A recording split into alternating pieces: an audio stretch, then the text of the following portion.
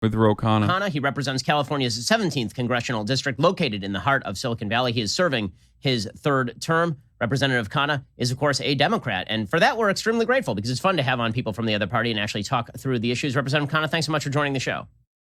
And thank you for having me on. I appreciate the opportunity. Yeah, you bet. So let's talk about minimum wage, because you sort of made the news last week when you were criticized for some comments that you made about the minimum wage and small businesses. The implication seemed to be that if businesses weren't paying a higher minimum wage, then maybe they didn't deserve to be in business. So what did you mean by those comments? Well, let me clarify it. I am a strong supporter of small business. I understand the need for small business. I do believe in a $15 minimum wage. My belief is that the Amazons, Targets, Walmarts can easily pay that. But I understand that small businesses may have a difficult time in doing that. That's why it needs to be gradual, and that's why we need to have tax credits and other This is recent. Hold on, I got to pee. So that they can do that. So let's talk about the actual policy, the actual $15 minimum wage. So I obviously am an opponent of $15 minimum wage. When it comes to the minimum wage, there are a bevy of studies, including Congressional Budget Office studies, suggesting that it depresses employment, that for people who actually receive the minimum wage, of course, they get paid more. But for a lot of other people, it pushes them out of the job market, because it is not like businesses actually just have a giant Scrooge McDuck money bank out back, and they're just holding a bunch of cash out there in order to somehow disadvantage their employees, that there is a labor market in which there are a lot of people willing to work for a particular wage, and that they're paying the labor essentially what the labor is willing to accept in order to work at these particular jobs. When you're talking about competitive job markets, especially at the lower end of the wage spectrum, isn't it true that there is a supply and demand issue that actually develops the wage? Or why do you think that it's artificially low, in other words? Sure. Let me suggest the two places we disagree. Your view, as I understand it, is this is a contract between two free individuals. Why is the government, the state, getting involved in trying to set the price? My view is that in certain cases, especially where you have monopsonies, where you have a high concentration in labor markets, there are only a few buyers, it's not a truly competitive market. It's actually a market failure. And so you have a wage that is under the competitive market price. In fact, Milton Friedman in 1976 wrote about this possibility that monopsonies could distort the market wage. Second, and I think this is just a good faith disagreement, you would argue people have genuine bargaining power, and you have this concept of negative freedom, that the state should interfere. My view is that more of positive freedom, that people actually need basic support to be able to bargain effectively. And I don't think that. So I have to address something that Ben did here. He went fast and loose immediately with a quick changeover here. Okay, one. He says businesses don't have a pool of money to, fuck over the employees. That's literally not true. It's called profits, okay? They absolutely do have a pool of money that they distribute back to their shareholders rather than stakeholders. And he didn't want to address that point or continue on with that point, which is why he did a quick flip back to, and also the market rates are what determines what wages are, okay?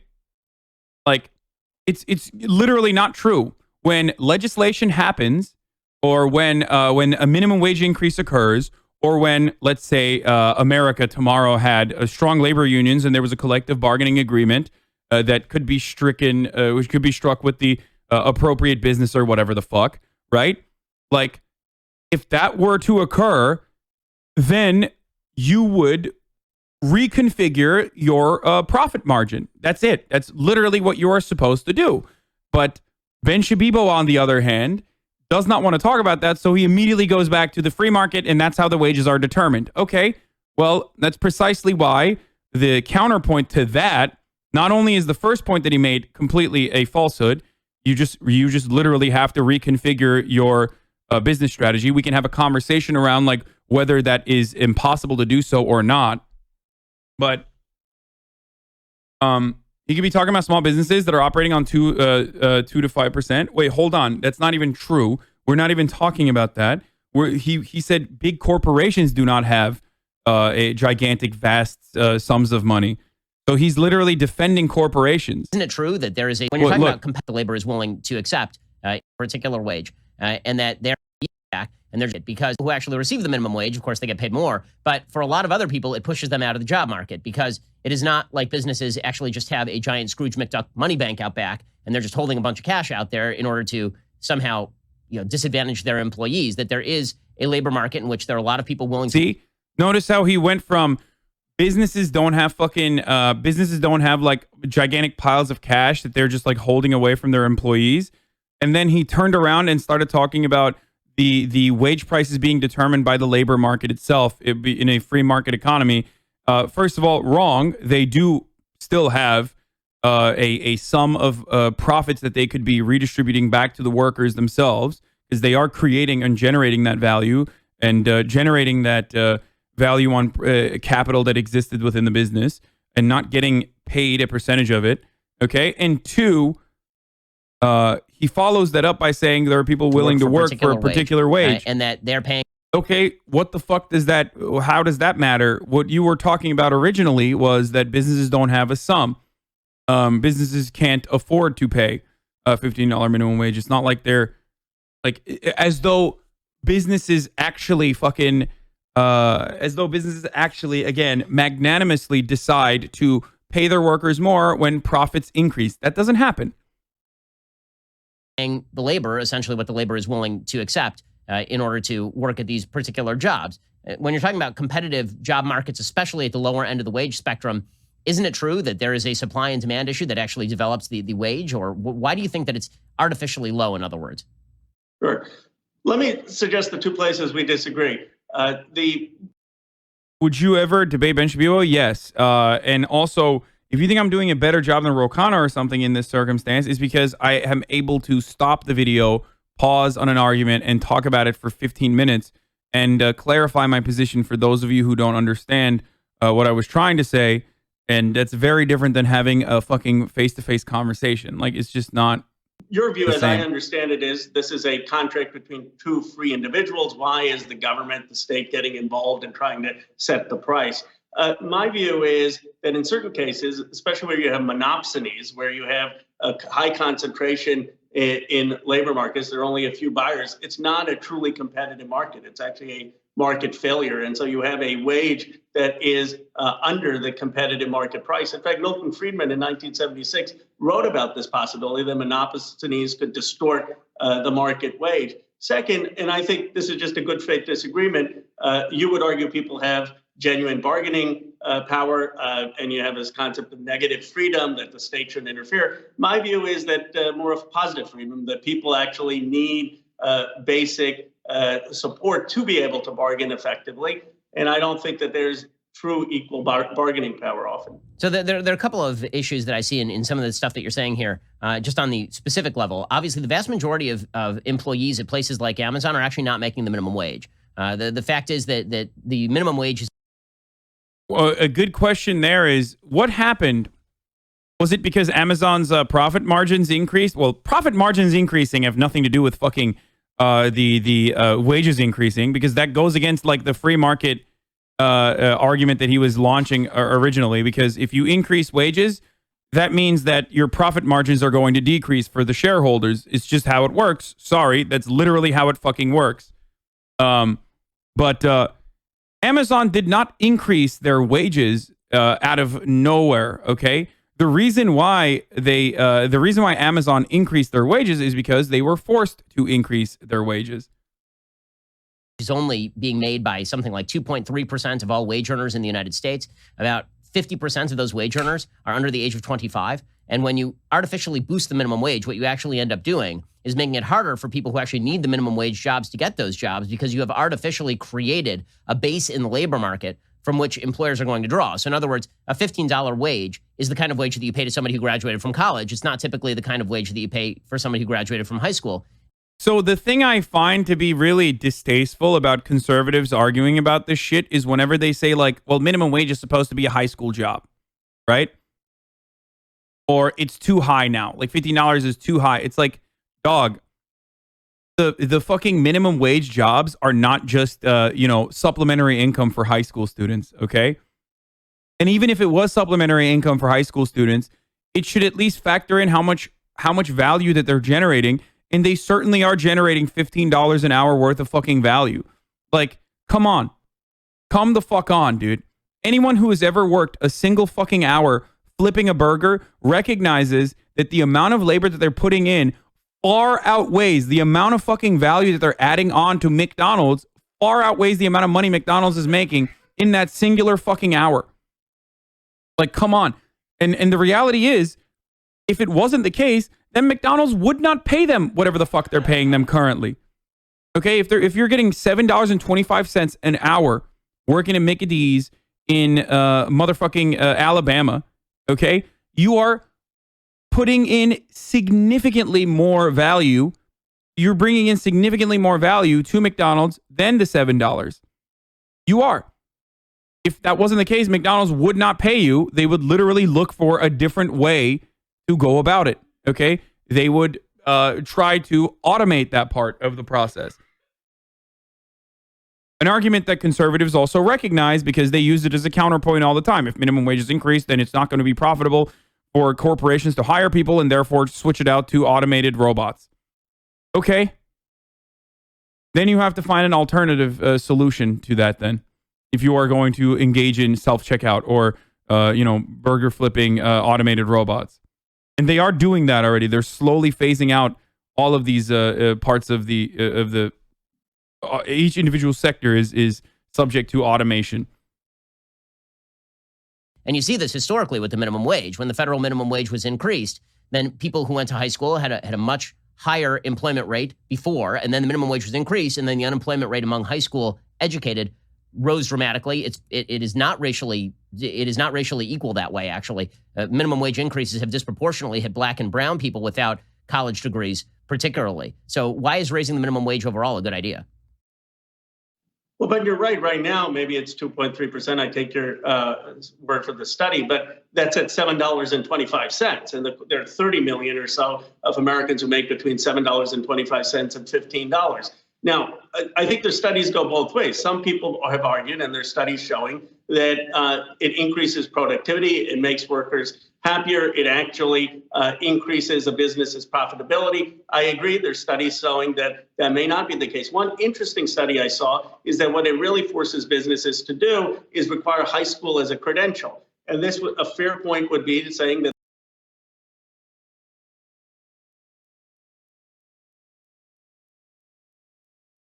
this may make it more difficult for those who haven't finished high school to get one of those jobs. But for 90% of Americans who have a high school degree, they will be able to get that job and pay more. So I guess the studies there are studies all over the place on this.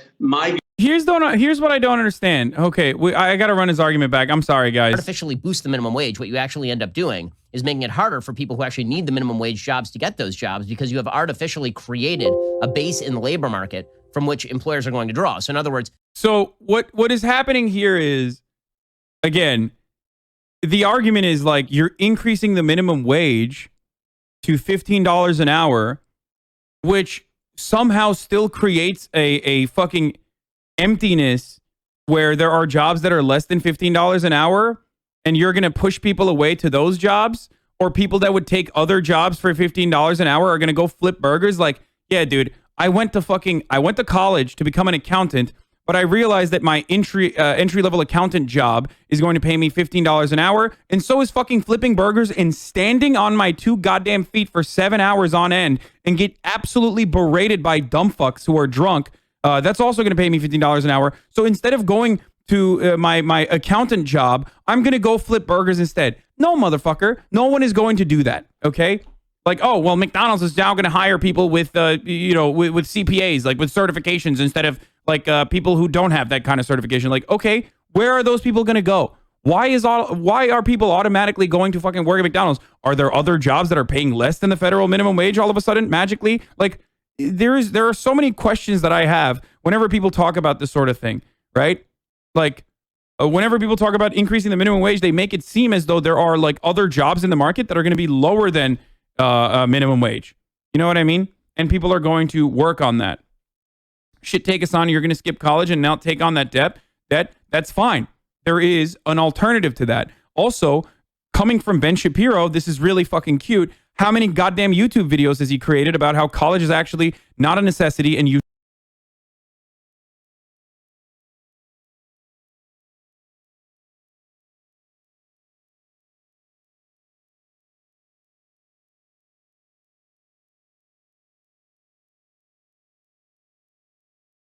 shouldn't go because it's going to turn you into a gender queer Marxist. So like, what? Now all of a sudden he cares about people going to college? Like, what the fuck are you talking about? He doesn't want people to go to college anyway.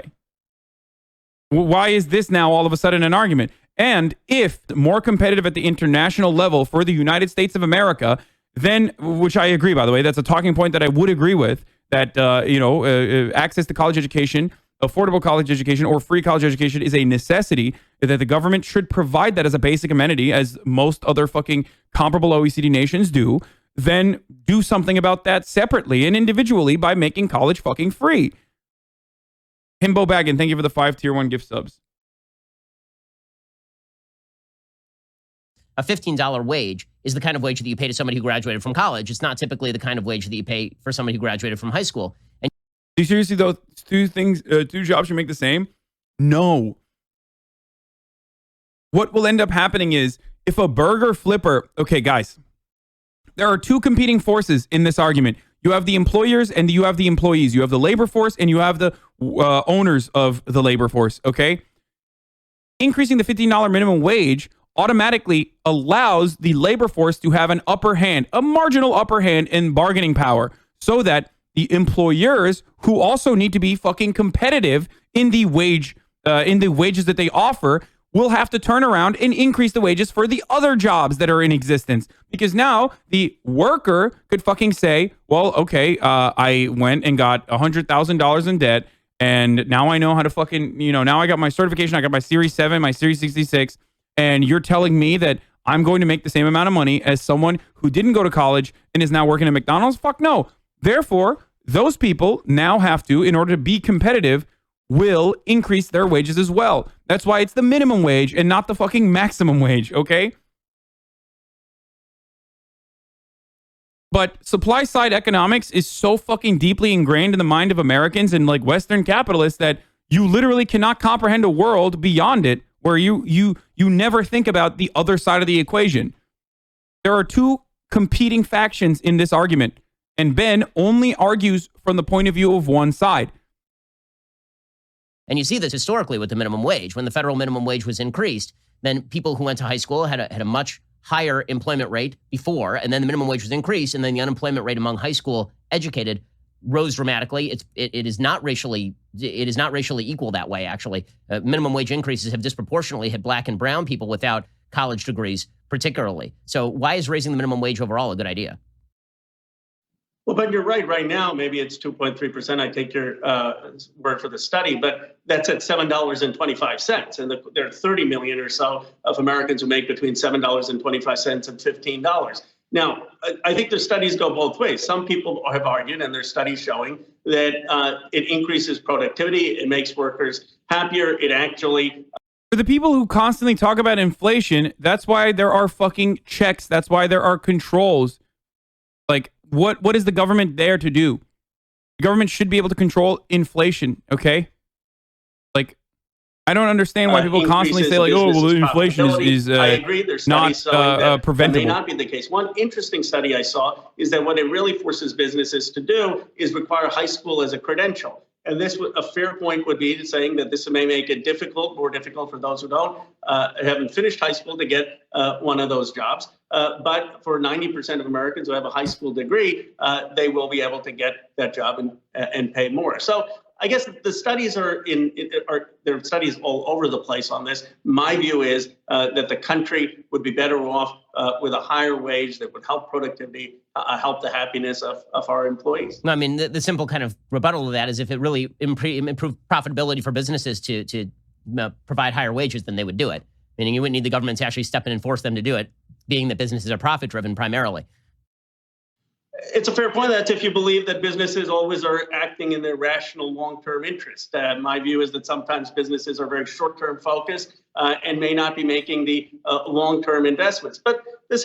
He should fucking hit him back with, You're a libertarian, Ben. Don't you feel like the government operating at the behest of businesses allows them to make risky financial decisions that we've seen time and time again, whether it's like stock buybacks or whether it's not having any fucking liquid, like a barrier of liquidity in a time when they could potentially survive because they know for a fucking fact that the government is always going to help them out? Like that's government intervention that is actually against the free market thriving, and that's something that Ro Khanna and others will advocate against from time to time. The second case is, let me ask you, are there any times you believe that the government should interfere? For example, overtime laws. We're required to pay time and a half. Would you support that? There are a lot of times that the state has made regulations to say that this helps the bargaining power and makes for a better labor market. Yeah, and I'm very much against virtually all of that. I'm extremely libertarian when it comes. Yeah, extremely libertarian, my guy. Fucking defending the monarchy yesterday. Extremely libertarian, by the way. He's not extremely libertarian. It's fucking bullshit. Imagine being against overtime pay passed on by the pushed by the government. Ben Shapiro literally in the past has argued against the civil rights legislation. Like he literally thought that like any sort of equal opportunity law that that goes against segregation would be something that he's against. Also, things that Ben Shapiro is against is abortion, for example. Extremely libertarian literally will make the argument that the government should control what women can and can't do to their bodies. But libertarian, by the way, extremely libertarian, as a matter of fact. Extremely libertarian, but loves when the American military rolls over every fucking Muslim nation on the planet. Libertarian, by the way. Like, he's not a libertarian. It's fucking completely made up. It comes to labor markets, particularly because I believe sadly, companies then outsource the job overseas if they can do it cheaper. I have been affected by outsourcing many times. Not a good thing, I know, and it would only do the specific legislation, wouldn't it? Brother, companies have been outsourcing regardless of the fucking wage increases. You recognize that, right? What we're talking about now is the service industry jobs that are the remainder jobs as a in the aftermath of rampant outsourcing that already happened when Deng won and America and American working class lost, okay? The game show chat is at 6 p.m. that monopoly is actually created by some of the regulatory innovations that people have come up with. Like, what are you going to do? You're going to outsource your fucking Uber driver, or you're going to outsource? Well, they're not even going to be beholden to any of this because they're technically contractors and not considered employees at all. And those massive liberal companies are doing everything they can to make sure that they don't fucking that they are not considered employees and whatnot. But how the fuck are you going to outsource, I don't know, someone who works at McDonald's who's flipping burgers? Like, do you think that they're going to be able to flip the burger in China and then fucking ship it back here? It's not even going to be outsourced to China anymore because Chinese labor conditions have improved dramatically over the past couple decades. So what are they going to fucking ship it out to Indonesia? Hey, can I get a burger? You're going to walk up to McDonald's. The burger is going to be flipped in Indonesia and fucking flown back out to America? Maybe. In fact, I think there's a reason why big corporations have typically pushed for a higher minimum wage when it becomes clear this is going to happen, because you're right, Amazon can absorb that blow a lot more easily than the mom and pop shop that is down the street. It actually increases their ability to drive other people out of the market. Oh, now he cares about fucking big businesses driving out the competition of little businesses and small businesses. This is fucking bullshit, okay? He does not give a single fuck about small businesses. Oh, no, Amazon is going to be able to pay, employees $15 an hour or even higher than that, whereas small businesses will not be able to compete. Okay, then why the fuck did you originally say that big businesses did not have a pile of cash like Scrooge McDuck lying around to be able to pay their employees, and yet they refuse to do so? But now you're saying they do actually have that pile of cash, and small businesses are the ones who don't have that pile of cash. What an interesting argument that Ben Shapiro launched literally in the first minute and then contradicted immediately in the 6th minute. And yes, the big businesses do have a competitive advantage over small businesses when minimum wages increase, which is precisely why minimum wage increases are adjusted to the size of your business and the revenue of your business. This is something that you can fix with technocratic legislation, okay? And it has been done. It's been done all around the goddamn country. That's why that's why it's not an immediate rate increase. It's not immediately $15 tomorrow. And that's why oftentimes there's a 2-tier rate increase like you have in California, for example. So small businesses have an easier time. Small businesses have an easier time adjusting to the minimum wage increase. He's such a bad faith debater. Fuck him. He's a piece of shit human. Yeah. Now you're on to something. Good take, but every other take, bad take. Yeah, okay, dude. Like, just saying something is a good take or a bad take is not a fucking argument. You know that, right? Anyway, here is a real fucking good argument, though. It is top of the hour every hour. It's time for a 50-second ad break. Boys, sorry if you don't like the ads, but we got to run them. If you no longer want to see the ads, though, you can subscribe with $5 or for free. Hypothetically, let's say you didn't want to see ads when you're watching the Hasanabi broadcast. Well, hypothetically, what you could do is technically get your wife's boyfriend's Amazon Prime account and connect it to your Twitch account to get one free Twitch Prime subscription a month and use it on, hypothetically, your favorite broadcaster/streamer. Hopefully, it's Hasanabi, even though he is a leftist and I hate him. Here's the 60-second ad break now. Imagine Hasanabi actually thinks we get the ads. Most people don't because they have ad block and it works, but sometimes it doesn't fucking happen, so...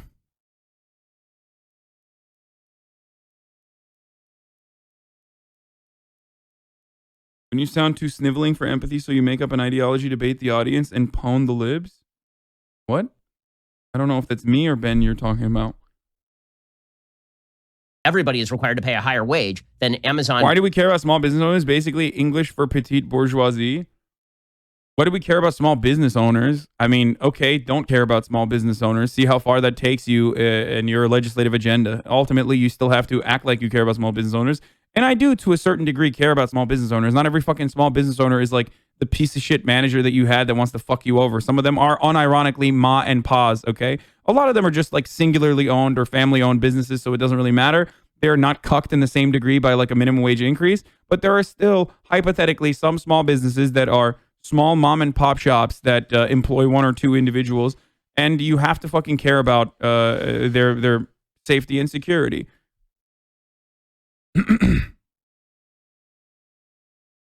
If you can't pay your employees a living wage, you shouldn't be in business. I don't disagree with that either, by the way. I think it's ridiculous to say, oh, sorry, my small business can only survive if I fucking starve my employees. All right, well, then fucking your small business should not exist.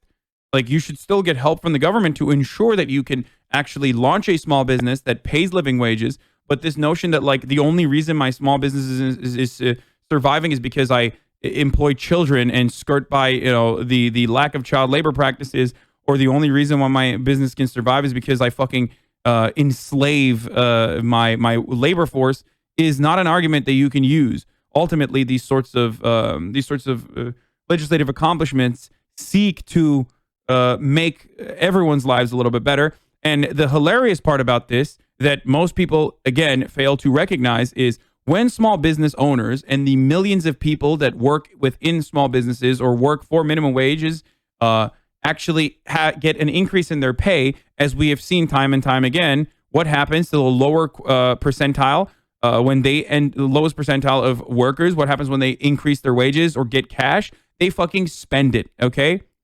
They spend it, and they spend it immediately. So what will end up happening to small businesses, unironically, is increase their fucking profits, because now you have people who have more purchasing power. Now you will have people who can at least take one day off in the week to go out and be able to eat at your local mom and pop shop. That's how it works.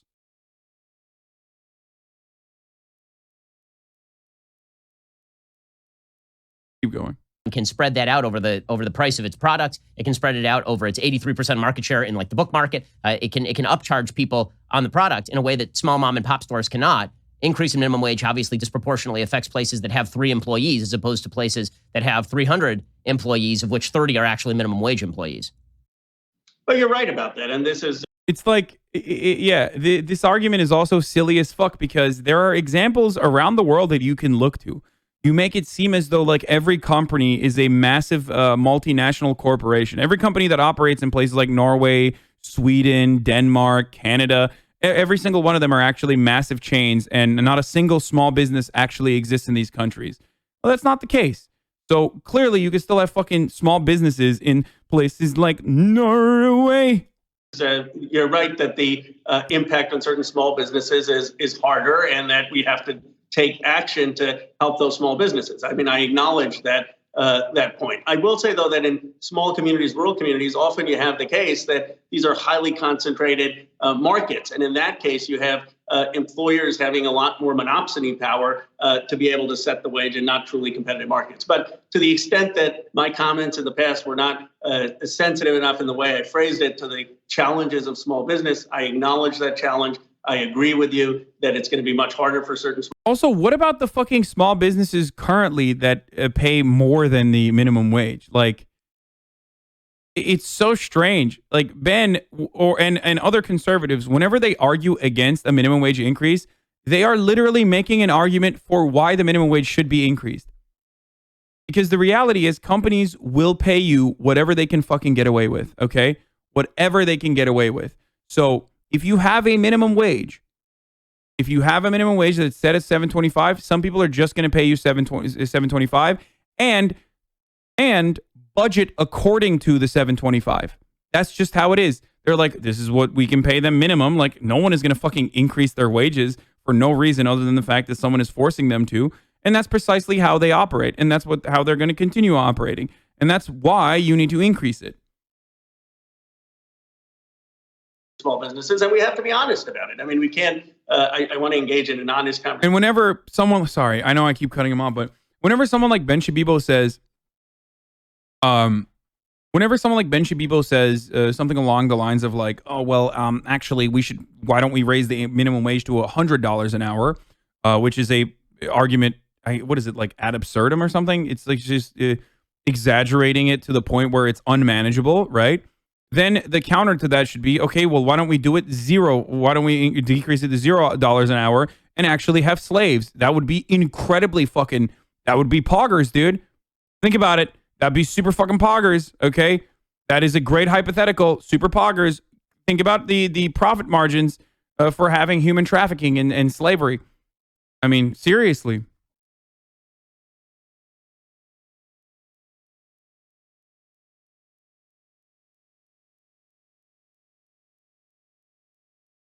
And to pretend that there's small businesses that aren't going to be effective and that should be helped would not be correct. We'll get to more with Congressman Ro.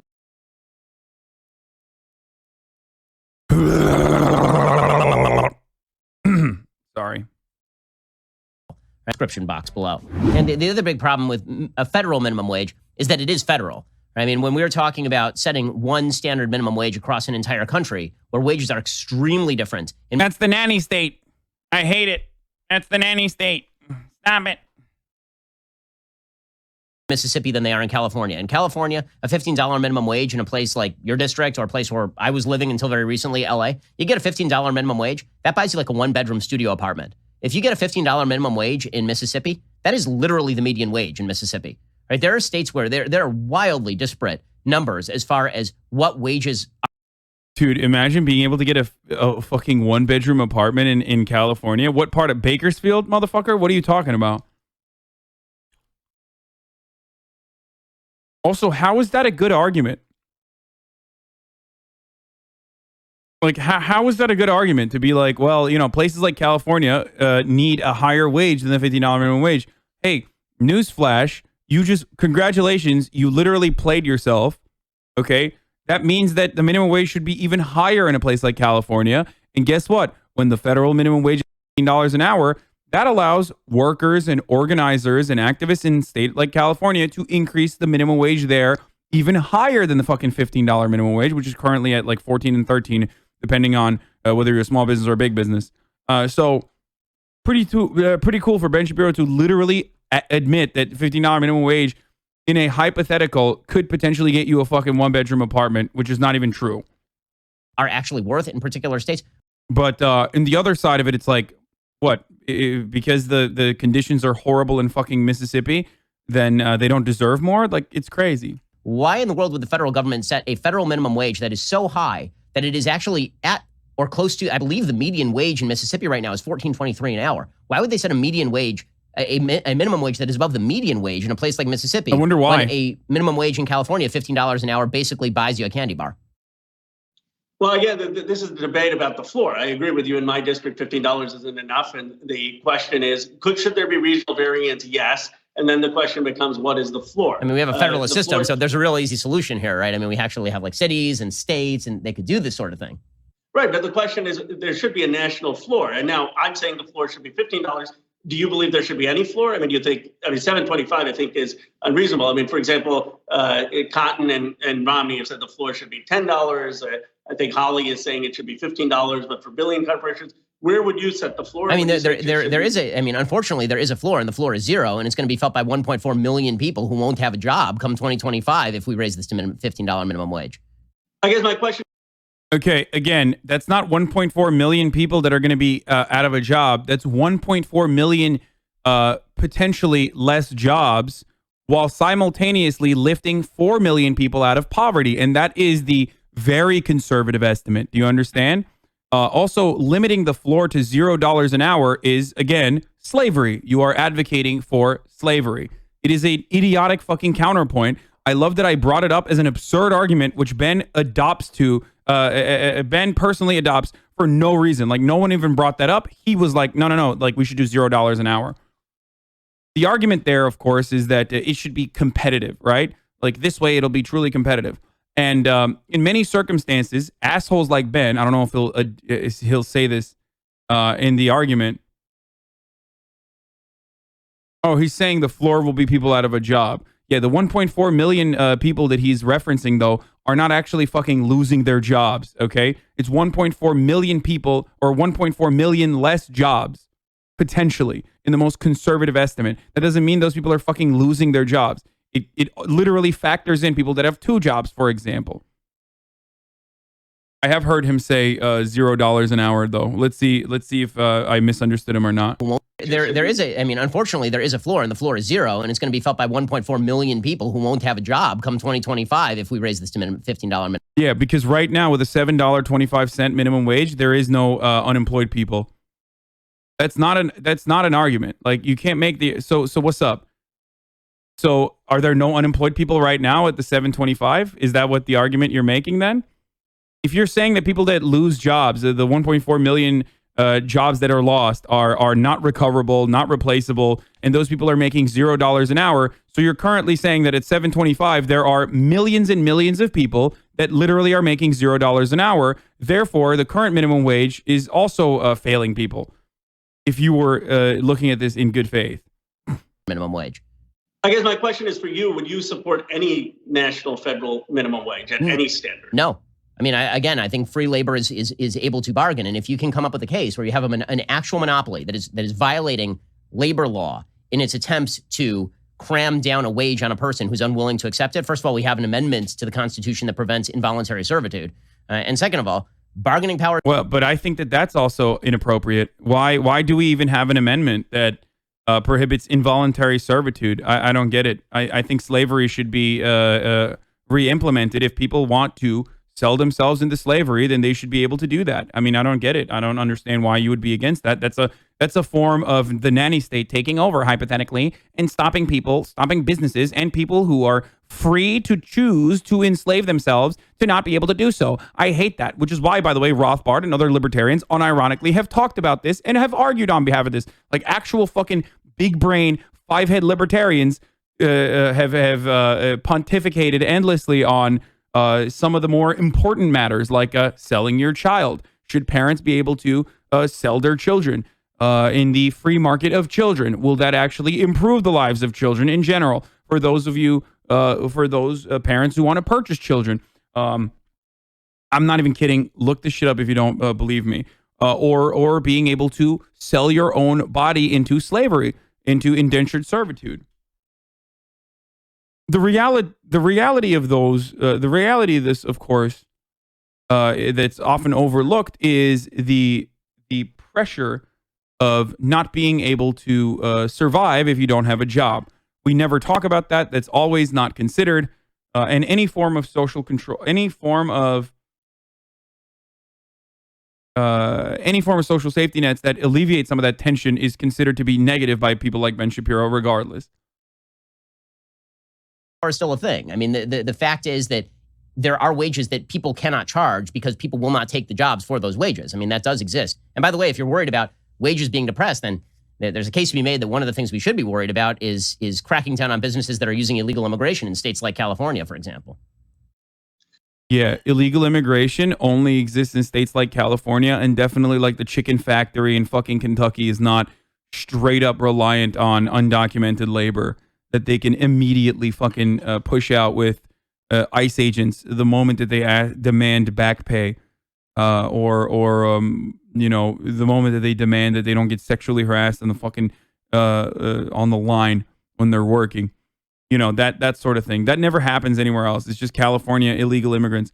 He literally said, for example, no, the reason why he's mentioning California in his fucking, for example, is because it's a culture point talking point. Okay. That's a culture war talking point. That's why he says places like California have illegal immigrants. Like, no, bitch. They have undocumented labor everywhere in this country. Undocumented labor is the backbone of American agricultural production. Without undocumented immigrants, we would have no agricultural production. That is the sad fucking reality. And the way to solve that is not by arguing endlessly on the minimum wage. There is a separate solution for that. And that separate solution exists, okay? You make the undocumented labor force documented and allow them to organize. That way, they will no longer create a permanent underclass that can be used and weaponized against the documented labor force. But you don't want to do that because the business owners that line up your fucking pockets genuinely need undocumented immigrants to consistently to continue to exist, so they can use that as a negotiation against the American documented labor force and say, hey, if you don't like it, like, someone else is going to take your fucking job. But what would you say to the argument for monopsony, which even Friedman argues? Now, in fairness, he says this is a rare case, and he was against minimum wage. I mean, just in fairness. But he says, look, there are cases where you have one or two employers in a town, and they're not. The thing that like fucking Ben Shapiro and other conservatives love to do is take one problem, a separate problem that requires a separate solution, and jam it against another problem to say, we just simply cannot solve this. And it's a very frustrating argument. And a lot of people who have like anti-progress points of view, whether they're liberals themselves or fucking diehard conservatives, they do this. They constantly fucking use other issues. Like, they'll say something along the lines of, okay, well, what about all the debt that you take on to become a doctor? If we were to do free healthcare, then we can't pay doctors as much as we normally would. And ultimately, like, that's really inappropriate. No one's going to want to be a doctor and take on $200,000 in debt just so they can, you know, get paid much lower than they actually should be getting paid. Okay, then you're making a fucking argument as to why college should be fucking free, so no one is taking on $300,000 in debt. That is a separate problem that requires a separate solution. Which I agree with, by the way. That's why you can't have free healthcare without free college, especially for medical, for MDs. Charging a competitive price because you don't have the choice to go to 4 or 5 different employers. And in those cases, it's a market failure. That certainly seems as one case. And then we can disagree about negotiating. But I guess the broader point for, in my view, Ben, is because I believe in entrepreneurship. I believe in innovation. I believe in capitalism. I call myself a progressive capitalist. Is when we're producing such incredible wealth, trillions of dollars in my district, the ability to have people earn. Dude, medical degrees require a lot of resources. Yes, that's why famously in countries with socialized medicine, they don't have any doctors. Like, so you're right.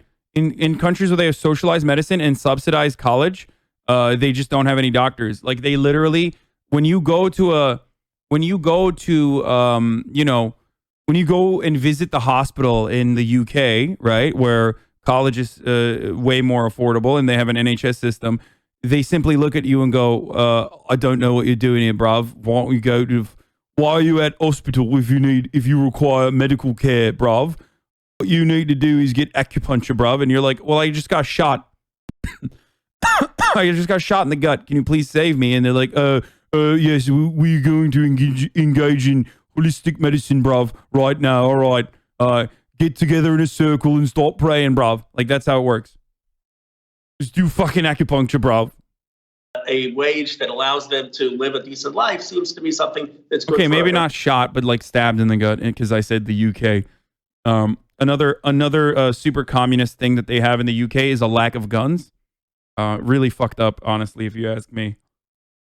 Democracy. Yeah, I mean, my counterpoint is that we are not producing incredible wealth. These companies are producing incredible wealth because they know how to run the business better than members of government who are, getting their salary from me, frankly, and from these businesses that actually are paying extraordinary levels of tax. Representative Ro Khanna, I really appreciate you coming on the program, and it's great to have conversations like this. So thank you for reaching out, because you reached out after I think I noted something on the show about your comments, and so it's great to have you on to clarify your position on this, and I think it's really important to do it. So again, just want to thank you for your time. Well, I appreciate that, and I appreciate your having a very civil, reasonable. Why was he so happy to talk about the businesses being smart? Yeah, businesses paying taxes is the funniest joke that Ben Shapiro has ever told.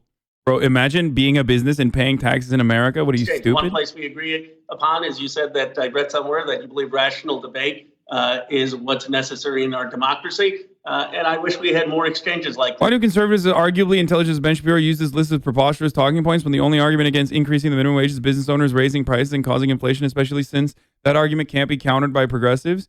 No, that argument can be countered by progressives, and you engage in measures like increasing taxes to combat some of these issues.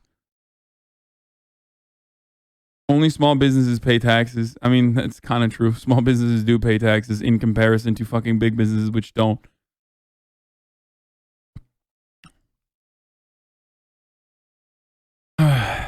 UK knife crime lie was pushed to the fore by Trump. Knife crime is not as widespread as an issue as there is in gun crime in the United States.